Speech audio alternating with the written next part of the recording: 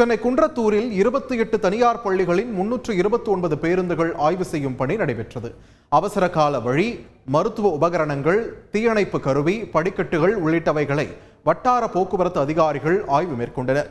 அப்போது பேருந்தில் இருக்கைகள் தூசிகளாக இருந்ததை பார்த்த ஆர்டிஓ, பேருந்து உள்ளே வந்து பார்த்ததும் ஆஸ்துமா சரியாகிவிட்டதாகவும் 4 ஆஸ்துமா நோயாளி அமர வைத்தால் அவர்களுக்கும் சரியாகிவிடும் என்றும் கிண்டலாக கூறினார்.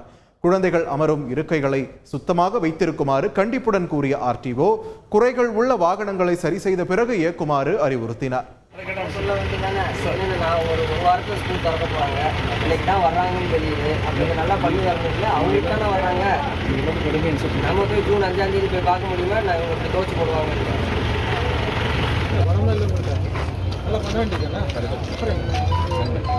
ரொம்ப நல்லா இருக்கு. சூப்பராக இருந்தது. உள்ளே போனேன், எனக்கு ஆஸ்துமாலாம் சரியாயிடும் போல. 4 ஆஸ்துமா பேஷண்ட்டை கூட்டிகிட்டு வந்து உள்ளே உட்கார வச்சோம்னா நாளைக்கு அவங்களுக்கு உடம்பு சரியாகும். நல்லா கொஞ்சம் நல்லா போகணும். நல்லா நீங்கள் உட்கார இடம் சார். நீங்கள் நல்லா க்ளீன் பண்ணி நல்லா சுத்தமாக.